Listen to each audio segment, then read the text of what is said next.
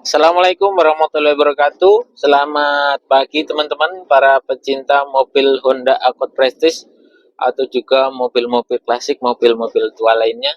Hari ini hari Rabu tanggal 21 Januari 2026.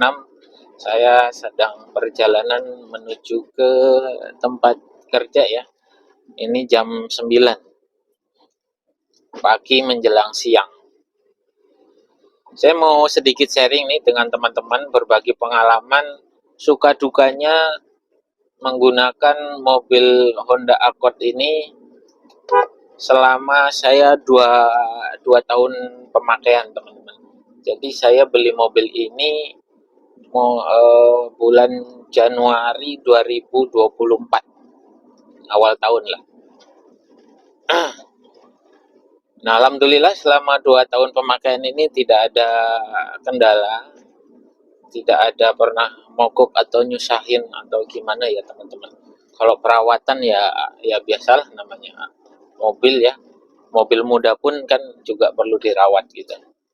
Nah, saya beli itu Januari 2024, kemudian saya lakukan perbaikan itu di AC teman-teman ya. Pertama itu AC, karena ketika saya diskusi dengan istri ketika mau beli mobil itu, pokoknya mobil apapun yang penting ada AC-nya.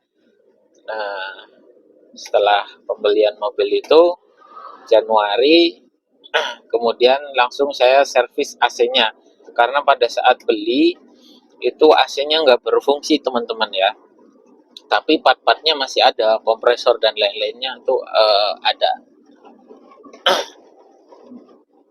Saya servis AC itu kurang lebih habis 3.500.000 teman-teman. Itu kompresor ganti, filter dryer dan lain-lain. Pokoknya udah terima dingin lagi. Waktu itu sekitar 3.500.000. Dan setelah 2 tahun pemakaian ini AC alhamdulillah masih normal nih, masih dingin. Kacanya juga kan ditutup, ini pakai AC. Ini sangat dingin sekali AC-nya, teman-teman. Selain servis AC, waktu itu saya juga eh, sekalian servis untuk pengapiannya ya teman-teman. Karburator dibersihkan dan lain sebagainya. Itu kurang lebih waktu itu kalau tidak salah sekitar 2 jutaan lah. Jadi untuk AC dan pengapian sampai enak lagi itu habis sekitar 5.500.000. Itu untuk jajan awal yang gede ya teman-teman. Untuk jajan yang kedua yang gede juga itu proses mutasi teman-teman. Nah, mutasi ini kan dulu saya beli ini platnya plat B Jakarta Barat, karena saya domisili di Karawang. Jadi dalam 1 tahun pertama pemakaian itu langsung saya urus untuk proses mutasinya. Kondisi dulu ini mati pajak 5 tahun. Jadi untuk proses cabut berkas itu saya menggunakan biro jasa, so untuk cabut berkasnya aja ya. Dan untuk proses pendaftaran di Samsat di sininya di Karawang itu saya urus sendiri. Nah, itu dari mulai proses cabut berkas, pembayaran pajak sampai keluar plat nomor itu kurang lebih sekitar 8 juta teman-teman ya.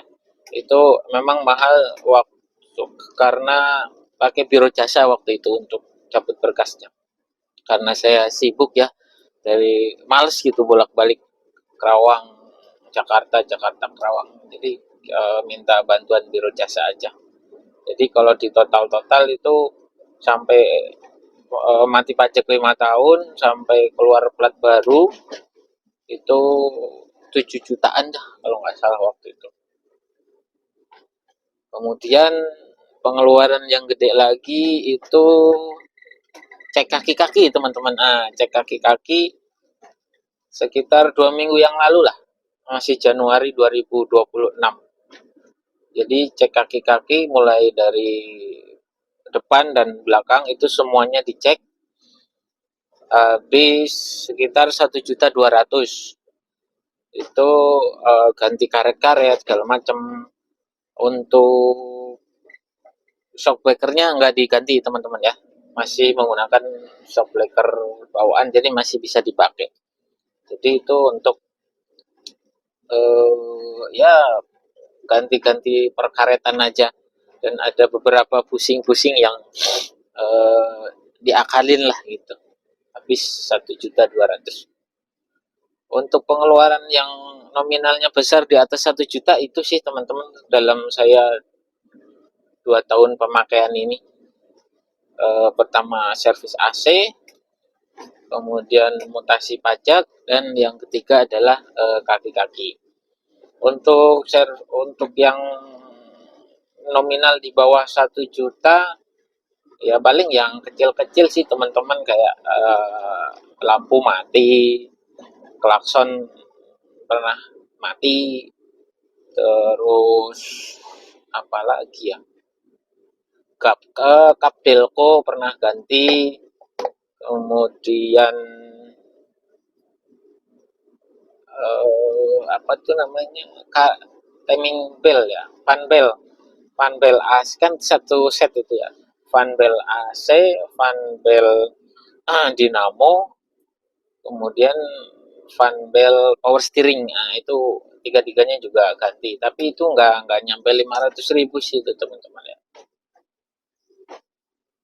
Nah, lainnya ya pemakaian normal aja teman-teman, kayak ganti oli.